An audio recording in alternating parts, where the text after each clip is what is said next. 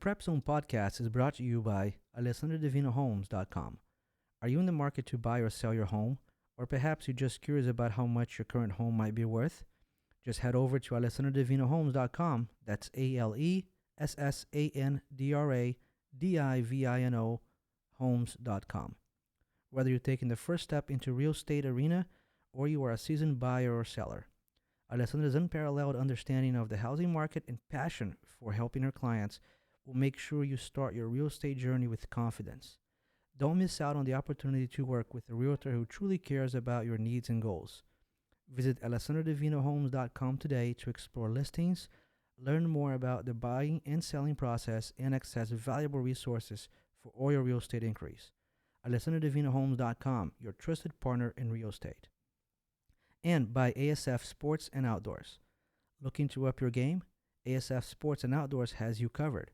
From soccer and basketball to golf and tennis, they've got it all under one roof. No matter your skill level, you find the perfect gear to help you perform at your best.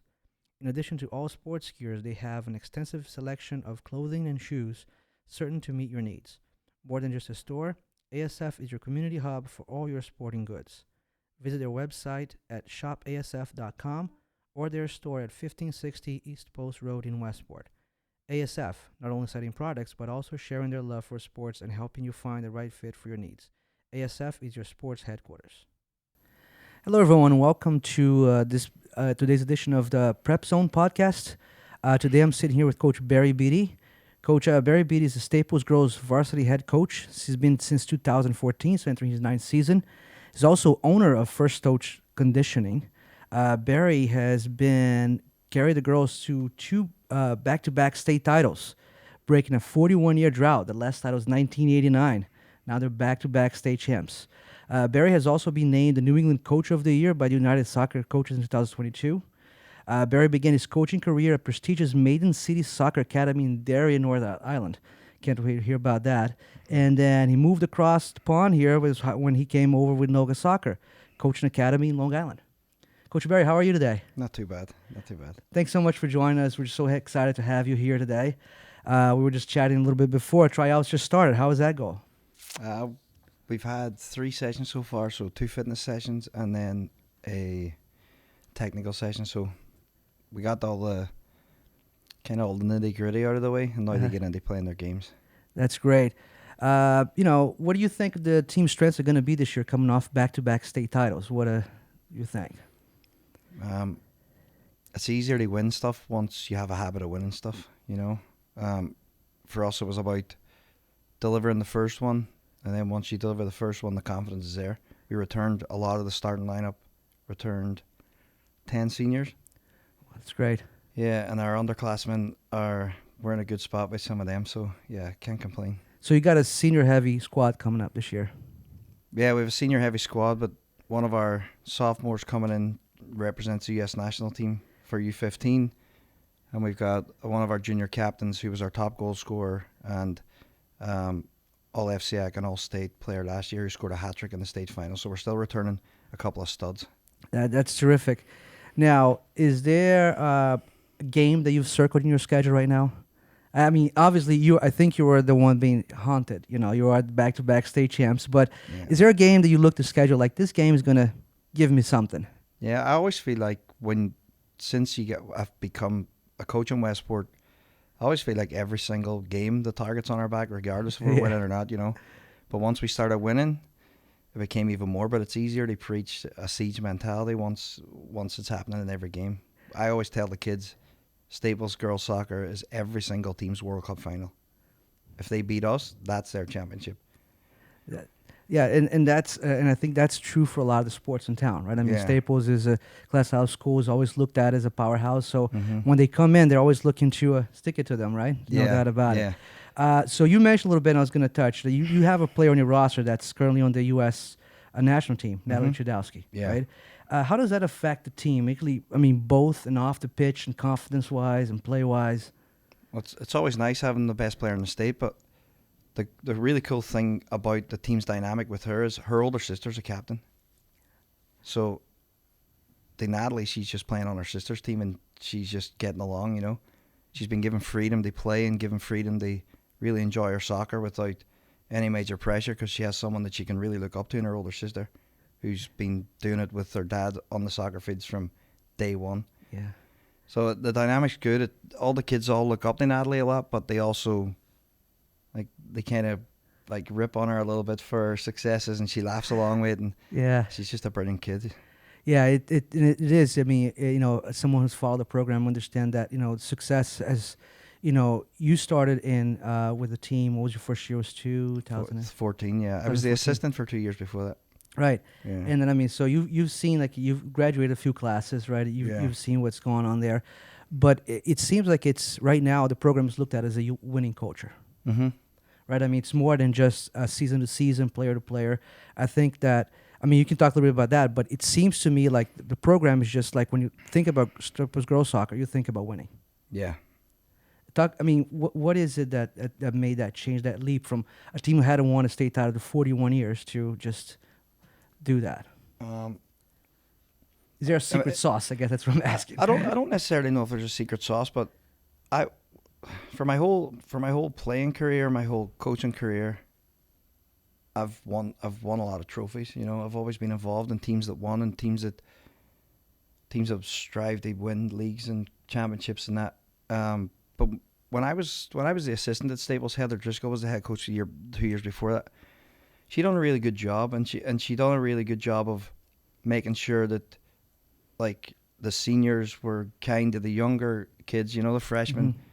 So when I took over, I didn't really try to change a whole lot. I just tried to make sure that the program was a program and it wasn't just so varsity centered. And then once you start giving kids belief and giving kids confidence that they can compete at the top, then you just you need that first title. And we got lucky in our first year where Lauren Garcia, who played 4 years at Seton Hall, she scored a 79th minute goal against Fairview Ward and gave us our first FCAC title since 95 in my first year. Okay. So as soon as you start winning, then you can just keep breeding success because you say, well, this is the level we wanted to be at. Now we're here. Now we have to stay here. And it's just been about trying to keep the program ticking over at the top. Yeah, I mean, I always feel like winning is not just something about one game. It's something that you need to learn how to do. Yeah. Right? It's about those key little moments. Like, I feel like soccer is a sport that, sometimes you can be playing a 90-minute game and then 2 seconds decide the whole game, right? A mistake here, mistake there. Yeah.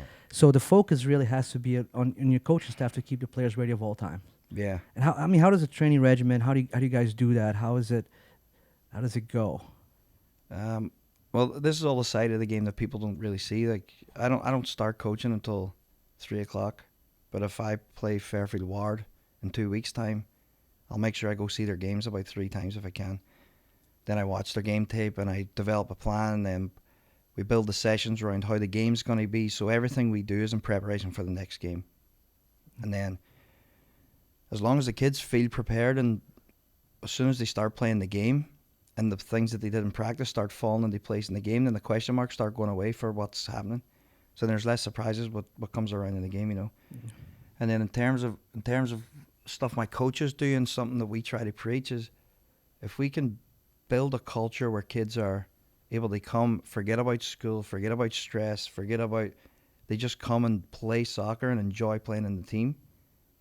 Then if a kid comes in as a freshman and that's what the seniors preach and that's what they practice, then the culture remains the same because it then just continues through the years, Yeah, and that's incredible. And I think that one thing that, I always, when you talk to parents and people who are coming up, like ladies, girls were coming up and trying to be in the program, it's always like, what do I need to do to make the team?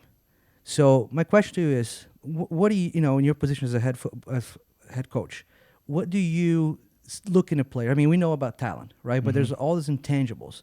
So what advice would you give to someone who's like, well, hey, I'm a 7th grader, 6th grader, and I play soccer in Westport, soccer here. I'm on the travel teams, club teams. I mean, what does a varsity head coach look for in a player?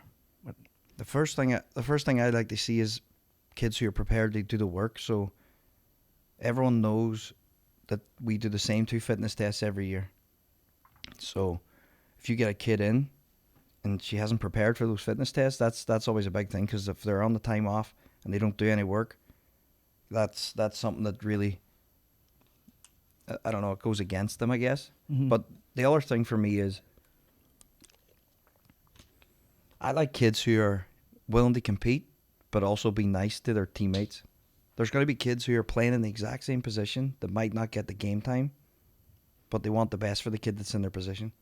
To me, that's what a teammate is, and that's they can push each other as hard as they want in practice, but as soon as the game starts, they're in support of each other.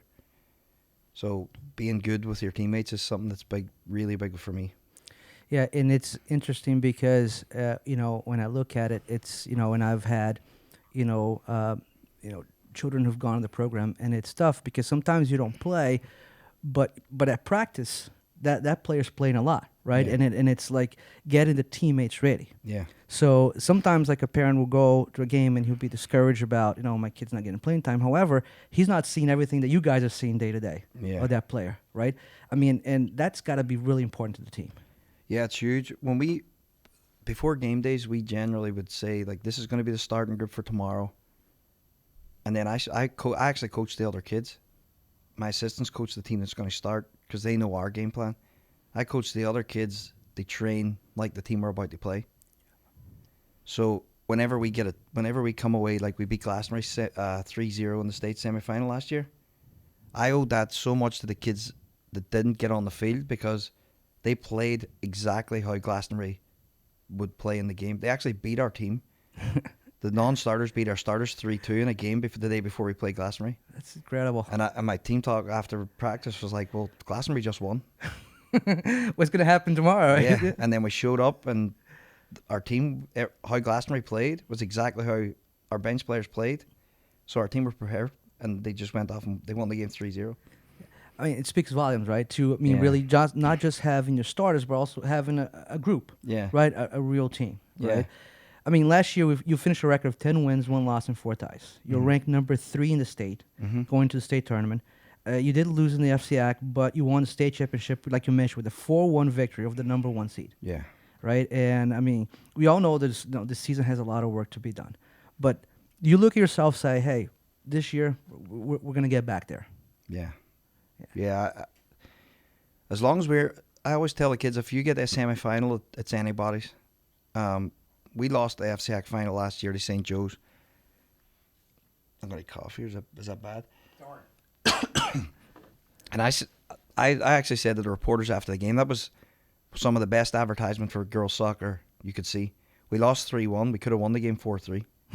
We missed a PK. They missed a PK and scored a rebound. It was just one of those days. But I watched all the kids were upset. I said, if you play like this through states, you'll win it, no problem. If you play soccer the way you play tonight, you'll win states, no problem. We went 3-0, 5-0, 3-0, 4-1 in the state run. It's an incredible run. I mean, I remember following that, and the question really wasn't, did they win? It's just how much did they win by, right? I mean, but it just goes to the state of the program, and I guess my last question to you before we get the last thing would be, what's the message out there to the soccer community, right? Because you have in Westport, we're very soccer is big, right? Yeah. I mean, there's so many travel teams, and there's the rec leagues, there are the club teams. I mean, it seems like everywhere you look, there's a new program popping up. Yeah. Right? And as someone like yourself who's been around the game for so long, has had success at all levels. I know we talked about what is a player who's getting your team, but the program overall, soccer. I mean, what do you think to someone who's just getting started on the game? I would say put in the work, enjoy it. If you don't love a sport, don't waste your time with it. Move on to something and find something you love. I want kids who play all the way through travel, rec, whatever, to come and try out for stable soccer and know as a freshman they won't get cut. We don't cut freshmen ever. We just move the best ones up and have them play where they're going to be challenged. It's nice for freshmen to come into high school knowing that they're going to make a team and have 20 teammates every day to go and hang out with, But yeah, I would just say if you love it, stick with it, work hard. And if you don't love it, move on to something else and find something you love. That's excellent. And then, one more thing that as you were talking there, I was thinking, we sometimes, because of the competitive nature, players who don't make club teams, and you mentioned rec, right? players who don't make club teams sometimes will be discouraged to come out and try and say, I haven't played club team. There's no way I'm going to make this team. Yeah. What do you tell to players like that? I would say just keep trying. We were seeing that about 5 years ago. We were seeing a decline in freshman numbers. And I spoke to the WSA and I said, like, I'll free up some time if I can coach the 8th grade kids. The first year, I had 8 kids. I had the merge of a group of 8 kids from Norwalk. We called the team Norport. I remember that. I remember seeing that Norport, yeah. Yeah. And then the year after that, I started getting 20. Last year, I had 28 in my roster. Like, but 35 tried out. This year, I had 45 try out for my U14s. So we were able to make 2 teams. So now me and my JV coach them. So it's nice. The idea behind it was just to get them, they not fear the high school program essentially. Whilst we're having all the success, the coaches aren't all that scary. You know, they're here for the best for the kids, and they're here to develop and give them confidence. They go and try out, and if they get into high school and make the freshman team, then they can have a fun season. And if they move into basketball or lacrosse and that's where they find their feet, then so be it. But at least we gave them the opportunity to enter in high school where they can enjoy themselves. Yeah, I mean, you look at some of, when you look at pro athletes, and they all talk about a lot of their success in being a pro is playing multiple sports. Yeah. Is developing different skills, right? Yeah. I mean, sometimes, if you're a basketball player, I think about Kobe Bryant all the time. He's played soccer until, right? I mean, and then his feet were just so good in the basketball court because soccer gave him that. Yeah. I mean, it's just different skill level for sure. Yeah, I mean, every sport's trying to push kids to one sport now. Just, I don't know if it's like a competitive thing between the sports or the boards or whatever, but I actually like kids who play multiple sports. It definitely gives them a better sense of, like, they see different problems, and different solutions to the problems because they've experienced it in different avenues. But yeah, that's kind of the way it is now. You see things differently, right? Yeah. Well, before I let you go, I wanted to do a little quick hit. Our audience gets to know you a little bit, okay? So I'm going to give you a couple words, and you just kind of tell us which one are you, all right? So, morning person or night owl? Night owl. Love late night TV. Texting or calling? Call. If it's anything over 2 texts, it's a call. Beach or sightseeing? Sightseeing, hate sand. Comedy or drama? Comedy. Pop or rock? Pop, even though that's not, I wouldn't choose that anyway, but yeah, pop. Summer or winter? Summer. Hate the cold. From Ireland, really, or hate the cold? Oh, it's awful. It's awful. That's why I'm not there anymore. Yeah, that's right, yeah. Cats or dogs? I don't really like either, but I'll take dogs. Can't really trust the cats. Sweet or salty? Sweet. iPhone or Android? iPhone. Roller coasters or merry-go-rounds? Roller coasters. All right. Coach Barry, thank you so much for being here. We appreciate your time. Thanks for having me. I appreciate it. It was great.